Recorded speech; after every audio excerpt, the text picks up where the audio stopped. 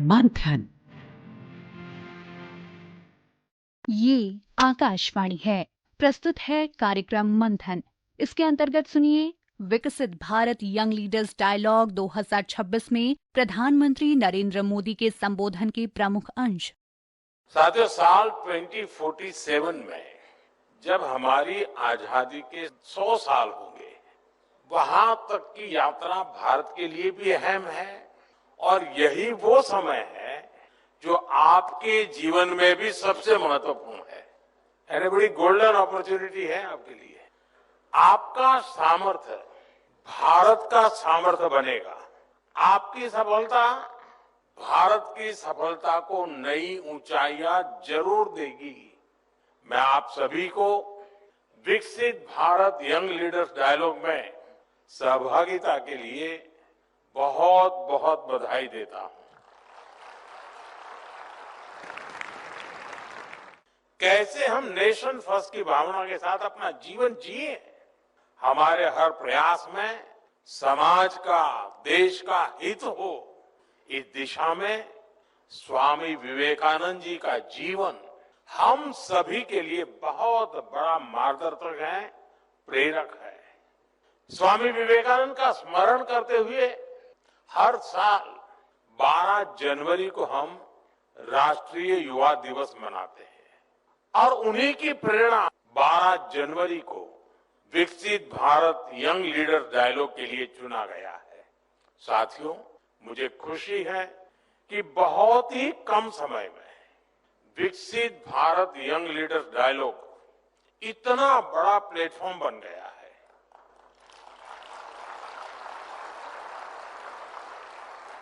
एक ऐसा प्लेटफॉर्म जहां देश के विकास की दिशा तय करने में युवाओं की सीधी भागीदारी होती है। करोड़ों नौजवानों का इससे जुड़ना, 50 लाख से अधिक नौजवानों की रजिस्ट्री, 30 लाख से अधिक युवाओं का विकसित भारत चैलेंज में हिस्सा लेना, देश के विकास के लिए अपने विचार शेयर करना, इतने बड़े स्केल पर युवा शक्ति का एंगेज होना अपने आप में अभूतपूर्व है।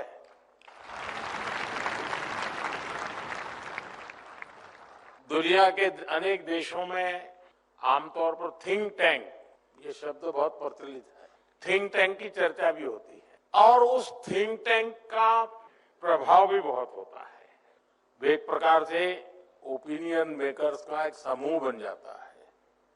लेकिन शायद जो मैंने प्रेजेंटेशन देखे और जिस प्रकार से चर्निंग होते होते आप लोगों ने यहाँ तक चीजें लाए हैं, मैं समझता हूं कि ये अपने आप में ये इवेंट इंस्टीट्यूशनलाइज तो हुआ है, एक अपने आप में दुनिया में अनोखी थिंक टैंक के रूप में उसने अपनी जगह बना ली।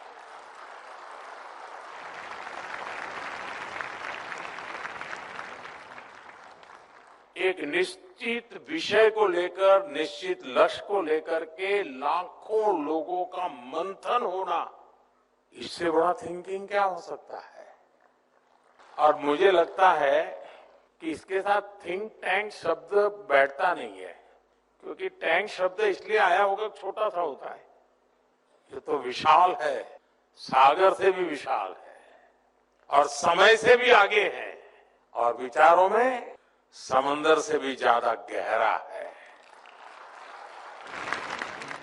आपने यहाँ जो प्रेजेंटेशन रखे, अलग अलग थीम्स को लेकर प्रभावी बात रखी, ये दिखाता है कि हमारी अमृत पीढ़ी विकसित भारत के निर्माण के लिए कितनी संकल्पित है।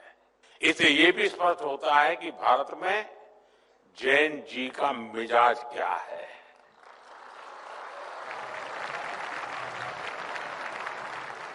भारत का जैन जी कितनी क्रिएटिविटी से भरा हुआ है।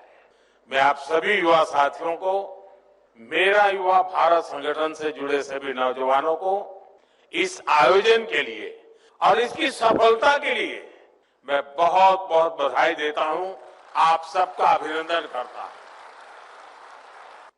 साथियों, आपने यहां स्टार्टअप्स को लेकर प्रेजेंटेशन दिया। मैं आपको स्टार्टअप इकोसिस्टम का ही उदाहरण देता हूं कि इसमें जो परिवर्तन होता है वो कैसे हुआ है। दुनिया में 50-60 साल पहले स्टार्टअप कल्चर शुरू हुआ, धीरे धीरे वो मेगा कॉरपोरेशन के युग में बदल गया। लेकिन इस पूरी जर्नी के दौरान भारत में स्टार्टअप्स के बारे में बहुत कम चर्चा होती थी। साल 2014 तक तो देश में 500 से भी कम रजिस्टर्ड स्टार्टअप हुआ करते थे। स्टार्टअप कल्चर के अभाव में हर क्षेत्र में सरकार का ही दखल आ भी रहा। हमारा युवा टैलेंट, उसका सामर्थ्य, उसे अपने पूरा करने का मौका नहीं मिला।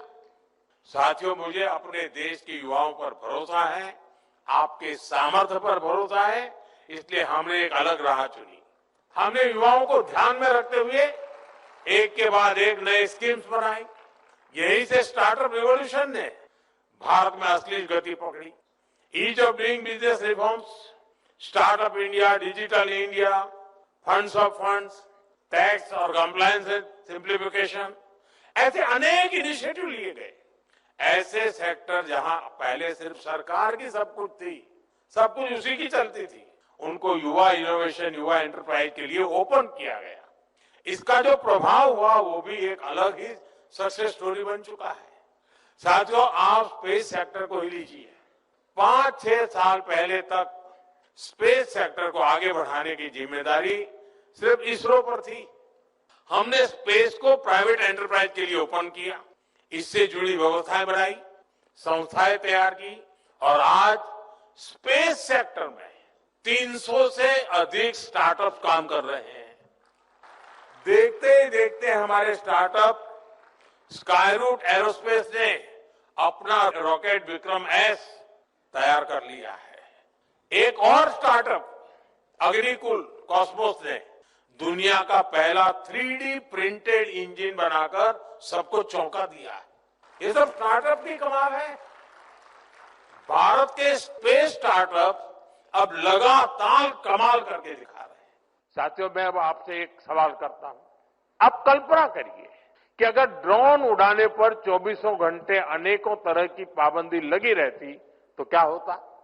पहले हमारे यहां ड्रोन उड़ाना या बनाना दोनों कानूनों के जाल में फंसा हुआ था। लाइसेंस लेना पहाड़ चढ़ने जैसा काम था और इसे केवल सुरक्षा के नजरिए से ही देखा जाता था। हमने नए नियम बनाए, नियम आसान किए। इसके कारण आज हमारे यहां कितने ही युवाओं को ड्रोन से जुड़े सेक्टर में आगे बढ़ने का मौका मिला है। युद्ध क्षेत्र में मेड इन इंडिया ड्रोन देश के दुश्मनों को धूल चटा रहे हैं और कृषि क्षेत्र में हमारी नमो ड्रोन दीदियां खेती में ड्रोन टेक्नोलॉजी का उपयोग कर रही है। साथियों, डिफेंस सेक्टर भी पहले सरकारी कंपनियों पर ही निर्भर था। हमारी सरकार ने इसको भी बदला। भारत के डिफेंस इकोसिस्टम में स्टार्टअप के लिए दरवाजे खोले। इसका बहुत बड़ा फायदा हमारे युवाओं को ही मिला है। आज भारत में 1000 से अधिक डिफेंस स्टार्टअप्स काम कर रहे हैं। आज एक युवा ड्रोन बना रहा है तो दूसरा युवा एंटी ड्रोन सिस्टम बना रहा है। कोई एआई कैमरा बना रहा है, कोई रोबोटिक्स पर काम कर रहा है। साथियों, डिजिटल इंडिया ने भी भारत में क्रिएटर्स की एक नई कम्युनिटी खड़ी कर दी है। भारत आज ऑरेंज इकोनॉमी यानी कल्चर, कंटेंट और क्रिएटिविटी का अभूतपूर्व विकास होते देख रहा है। भारत media, film, gaming, music, digital talent, VR, XR जैसे क्षेत्रों में एक बड़ा ग्लोबल सेंटर बन रहा है। एक प्रेजेंटेशन में हमारे कल्चर को एक्सपोर्ट करने की बात कही आई। मैं तो आप नौजवानों से आग्रह करता हूं, हमारी जो कहानियां हैं, कहानी किस्से हैं, रामायण है, महाभारत है, बहुत कुछ है, क्या हम उसमें गेमिंग की दुनिया में ले जा सकते हैं इन चीजों को। पूरी दुनिया में गेमिंग एक बहुत बड़ा मार्केट है, बहुत बड़ी इकोनॉमी है। हम अपनी माइथोलॉजी की कथाओं को लेकर के भी गेमिंग की दुनिया में नए नए खेल ले जा सकते हैं। हमारे हनुमान जी पूरी दुनिया की गेमिंग को चला सकते हैं।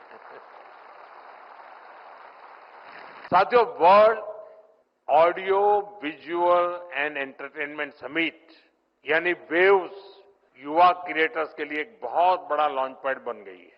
यानी सेक्टर कोई भी हो, आपके लिए आज भारत में अनंत संभावनाओं के द्वार खुल रहे हैं। इसलिए मेरा आज यहां इस आयोजन से जुड़े सभी युवाओं से, देश के युवाओं से आह्वान है, आप अपने आइडिया के साथ आगे बढ़िए, रिस्क लेने से पीछे मत हटिए। सरकार आपके साथ कंधे से कंधा मिलाकर चल रही है। जीएसटी में हुए नेक्स्ट जनरेशन रिफॉर्म से युवाओं और एंटरप्रेन्योर्स के लिए प्रोसेस और आसान हो गई है।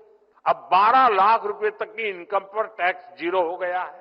इसे नई नौकरी वालों या नया बिजनेस शुरू करने वाले नौजवानों को उनके पास बहुत ज्यादा बचत होने की संभावना बढ़ गई है।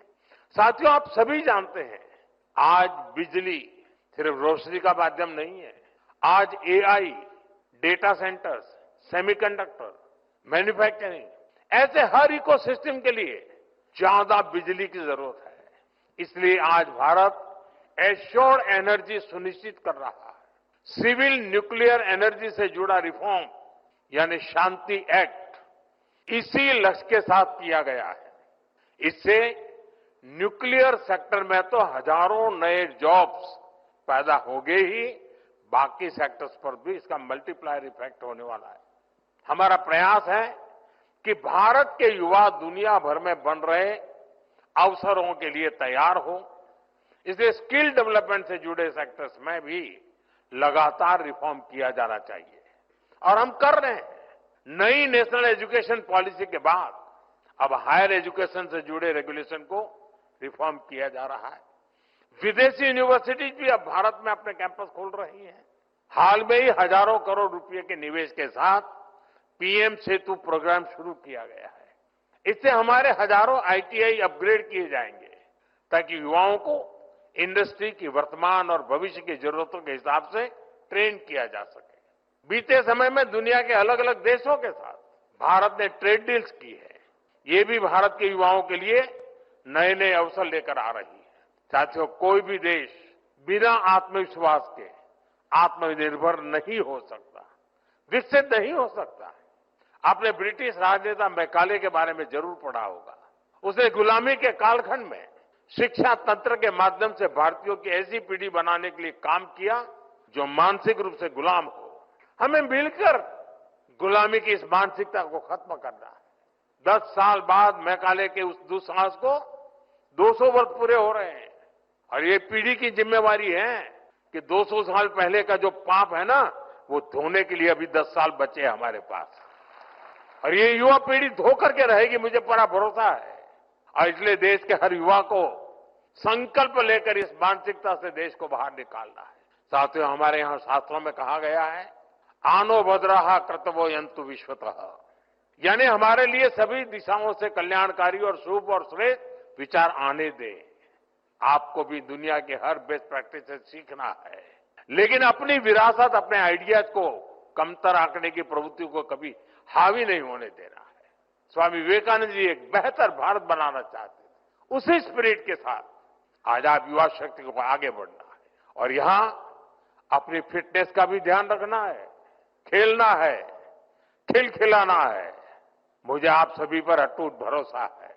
आपका सामर्थ्य, आपकी ऊर्जा पर मेरा विश्वास है। इन्हीं शब्दों के साथ आप सभी को एक बार फिर से युवा दिवस की बहुत बहुत शुभकामनाएं।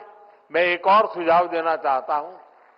ये जो हमारा डायलॉग का कार्यक्रम चल रहा है, क्या आप कभी योजना करके अपने स्टेट में स्टेट को विकसित बनाने के लिए डायलॉग ये कार्यक्रम शुरू करें और थोड़े समय के बाद हम डिस्ट्रिक्ट को विकसित बनाने के लिए भी डायलॉग शुरू करें, इस दिशा में जाएंगे।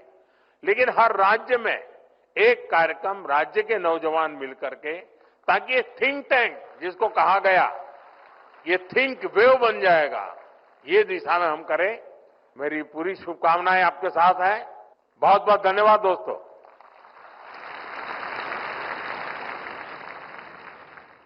अभी आप सुन रहे थे विकसित भारत यंग लीडर्स डायलॉग 2026 में प्रधानमंत्री नरेंद्र मोदी के संबोधन के प्रमुख अंश। ये कार्यक्रम आकाशवाणी के समाचार सेवा प्रभाग द्वारा प्रस्तुत किया गया।